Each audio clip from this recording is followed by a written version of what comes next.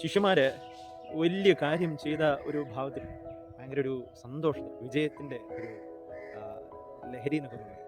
അങ്ങനെ ഈശോയിലേക്ക് തിരിച്ചു വന്നിട്ട് പറയാം, കർത്താവെ, ഞങ്ങൾ ഒത്തിരി ഒത്തിരി ഒത്തിരി അത്ഭുതങ്ങൾ ചെയ്തു, സക്സസ്ഫുൾ, ജയിച്ചു. അപ്പോൾ ഈശോ അവർക്ക് കൊടുക്കുന്ന മറുപടി ലൂക്കായുടെ സുവിശേഷം 10-ാം അധ്യായത്തിന്റെ 20-ാം വാക്യം. എന്നാൽ ആ അരൂപികൾ നിങ്ങൾക്ക് കീഴടങ്ങുന്നു എന്നതിൽ നിങ്ങൾ സന്തോഷിക്കേണ്ട, മറിച്ച് നിങ്ങളുടെ പേരുകൾ സ്വർഗത്തിൽ എഴുതപ്പെട്ടിരിക്കുന്നു എന്നതിൽ സന്തോഷിക്കും.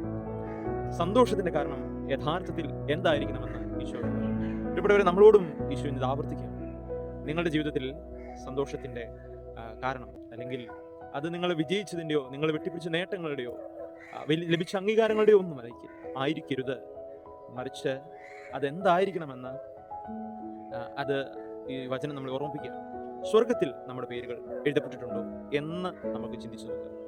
ഇന്ന് ഈ നിമിഷം ദൈവം എന്നെ തിരികെ വിളിച്ചാൽ ഞാൻ സ്വർഗത്തിന് യോഗ്യനാണ്, ദൈവത്തിന് മുമ്പിൽ ഞാൻ സ്വീകരിക്കപ്പെടും, ദൈവത്തിൻ്റെ മുമ്പിൽ ഞാൻ ധനവാനാണ് എന്ന് നമുക്ക് സ്വയം ഒന്ന് പരിശോധിക്കേണ്ടിയിരിക്കും. അതിനുവേണ്ടി എൻ്റെ പ്രവൃത്തികളിൽ ഞാൻ ശ്രദ്ധിക്കേണ്ടത് എന്താണെന്ന് ഇന്നത്തെ ലേഖന ഭാഗം നമുക്ക് പറഞ്ഞു തരുന്നു. റോമായിലെ സഭയ്ക്ക് എഴുതിയ ലേഖനത്തിൻ്റെ 15-ാം അധ്യായം 7-ാം വാക്യം. ആകയാൽ ദൈവമഹത്വത്തിനായി മിശിഹ നിങ്ങളെ സ്വീകരിച്ച പോലെ നിങ്ങൾ അന്യോന്യം സ്വീകരിക്കുക. മിശിഹ നിങ്ങളെ സ്വീകരിച്ചതുപോലെ നിങ്ങൾ അന്യോന്യം സ്വീകരിക്കുക. പ്രിയപ്പെട്ടവരെ, മറ്റുള്ളവരെ പരിശുദ്ധാത്മാവിൻ്റെ ഫലങ്ങളാൽ നിറഞ്ഞ് ഉൾക്കൊള്ളുന്ന, സ്നേഹിക്കുന്ന, മറ്റുള്ളവരോട് ക്ഷമിക്കുന്ന, കരുതുന്ന വ്യക്തികളായി തീരാനായിട്ട് നമുക്ക് സാധിക്കണം. അതിനുവേണ്ടി നമുക്ക് തമ്പുരാന്റെ കൃപ യാചിച്ച് പ്രാർത്ഥിക്കാം. പരിശുദ്ധാത്മാവിൻ്റെ ഫലങ്ങൾ നമ്മുടെ ജീവിതത്തിൽ പുറപ്പെടുവിക്കാം. ദൈവം നമ്മെ അനുഗ്രഹിക്കട്ടെ.